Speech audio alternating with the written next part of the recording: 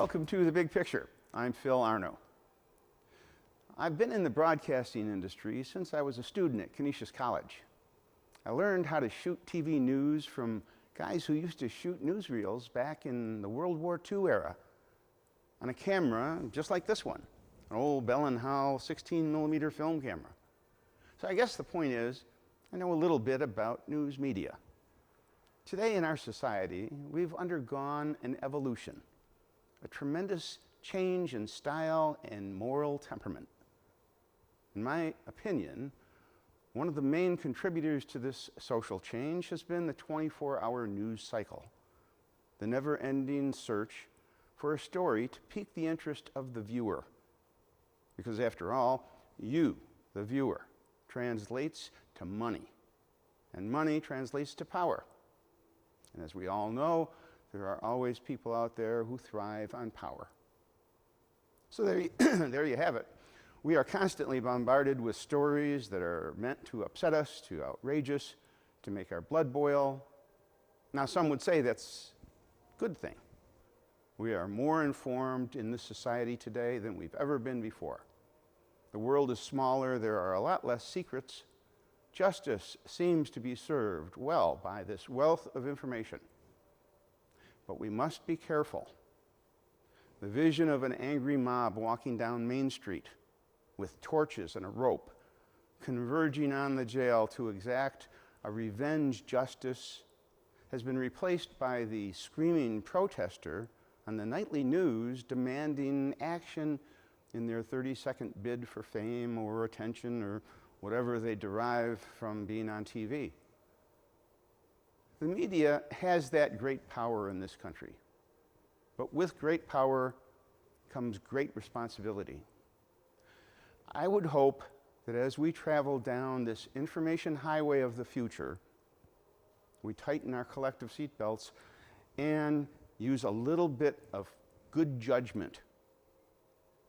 Now, we've been embroiled in one scandal after another lately.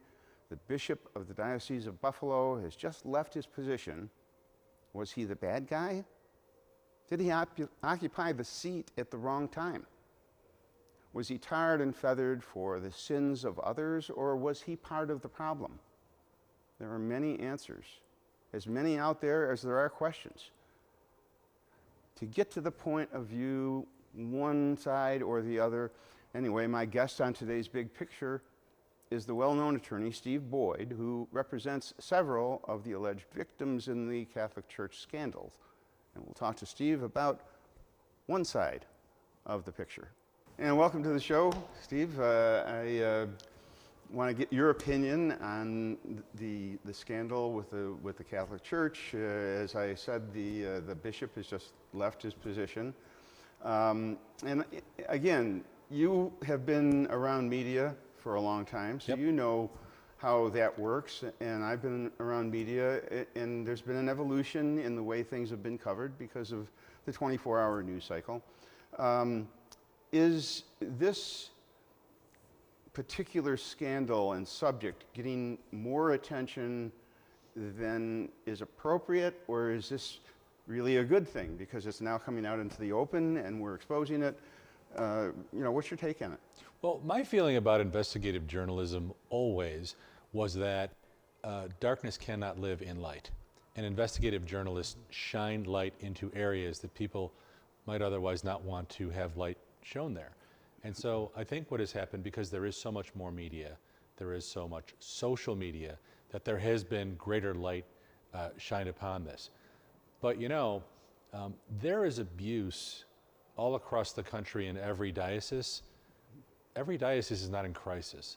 This diocese has been in crisis. And this diocese has been in crisis because instead of being transparent, instead of coming forward and telling the truth, Bishop Malone has been doing kind of a lawyer dance. He's lost all credibility, and it got to the point where he could not be the one to lead this flock because he simply, we've seen it even in the last 2 weeks, that the truth is such a moving object for him. He says, nothing is imminent. Then he says, he issued his retirement letter 2 weeks ago, the same time he said nothing was imminent. So we know that something obviously was imminent. And then it wasn't a retirement. The Vatican itself releases a statement that says it's a resignation. And I think if you look at the Vatican's statement, sometimes when I'm in court, I'll tell a jury, look at the evidence you saw, but also look at the evidence you didn't see. Let me tell you what you didn't see in the Vatican's statement today. You didn't see, it is with a heavy heart and with gratitude for the wonderful work done over X number of years by our, right? You just saw, he's out. Very curt, very different from what you see in other announcements from the Vatican. And frankly, I think that the Vatican must have heard the whistleblowers. They must have heard those tapes that we've heard in this community. And if the leadership of the Vatican and the Pope himself were not incensed by those tapes, then there's something very wrong. And I think they were incensed, and I think they were incensed to the point of actually taking this action. Okay, so you think then clearly that the bishop was part of the problem, not just basically inheriting a problem. It was the way he handled it that you know, is the root of the problem when it comes to him. I mean, there's actually two parts to this puzzle. There's the original sins that were committed, and then there's what you're talking about now with the way it was handled and the transparency. Let me say three parts, because there is the original sin, the abuse that happens in the moment, right? That's one. And the second part is, how was it handled in the moment when someone complains? And the policy was, deny the accuser, don't believe them, tell them they're crazy, and shuffle the perpetrators around. That's the second part. Now the third part is, this has all come to light. I broke the first stories about this locally in 1993. People are aware of it. The Spotlight investigation in Boston made people aware of it, and they have changed policies so that there is not nearly the abuse there was in the 50s, 60s, 70s, and 80s. So now you're still faced with this crisis. These people are still broken. I meet with them every day, and the Child Victims Act comes along and gives them certain rights. And the church opposes the Child Victims Act until it's apparent that it's going to pass, and then, 24 hours before, oh yeah, this is a good idea, we'll endorse it. So now they're saying, well, we endorsed this Child Victims Act, right, that they had opposed for 13 years. So you have those three segments: the moment, the management, and then the new crisis. So what Bishop Malone is responsible for is not chapter 1 and not chapter 2, but chapter 3. How do we deal with this crisis? My wife has a piece of advice that she's given me and she's given all my kids. When something bad happens, when somebody dies and you're grieving, when somebody goes through a bad breakup and you're grieving, you have to suffer through it. You can't go around it. You can't sleep through it. The way is through. Bishop Malone inherited this crisis. When he says this didn't happen when I was here, it happened before me, he's right. He's 100% right.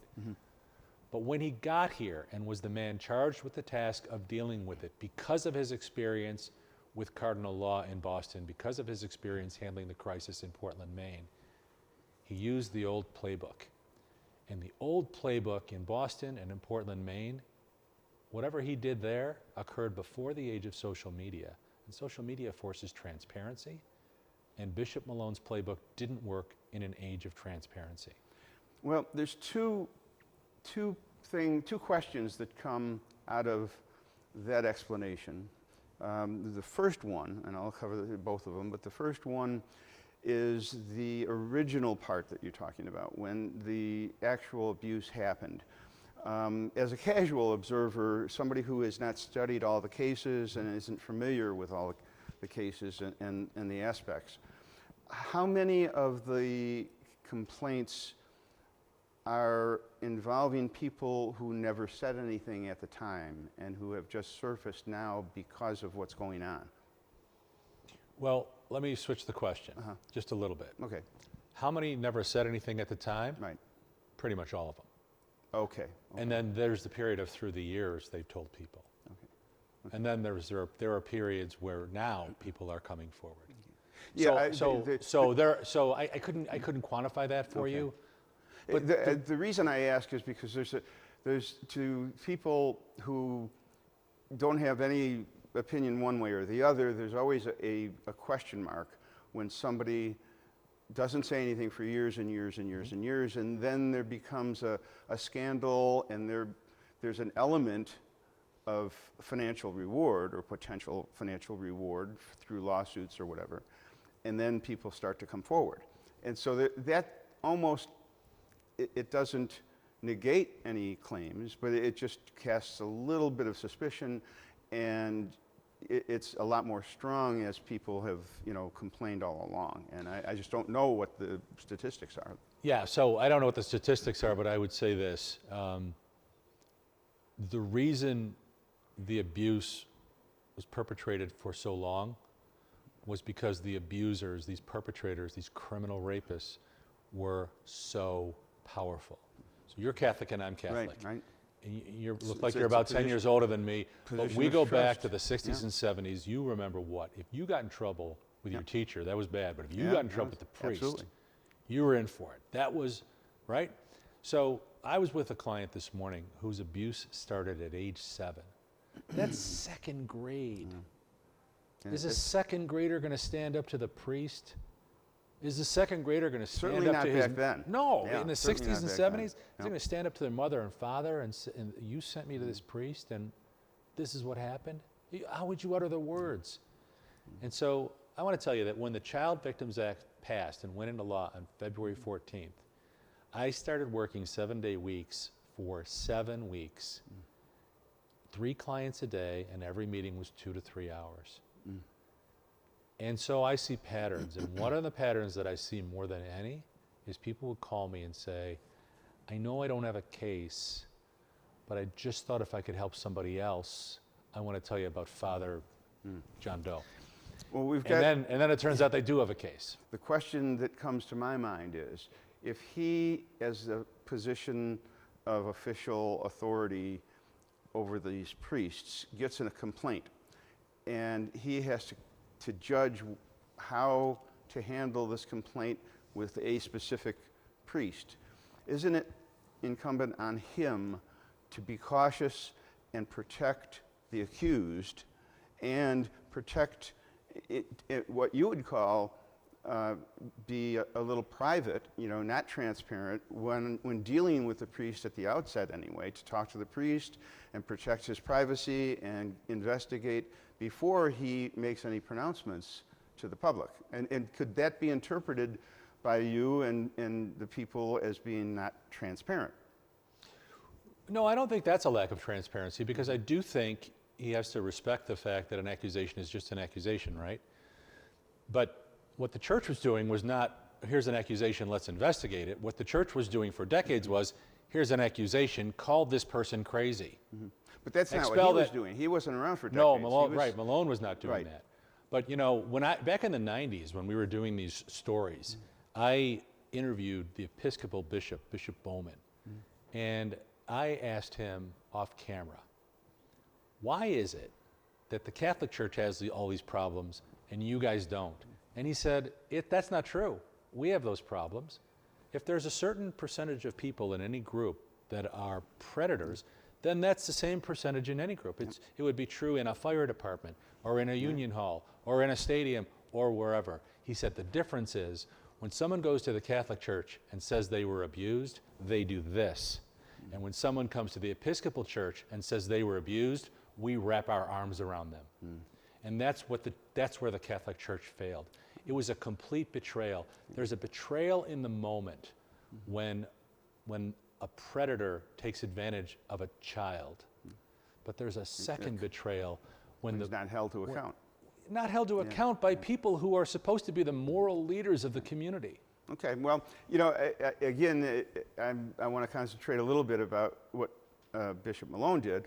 We're going to get into that a little bit more and some of the other questions that pop up right after this break.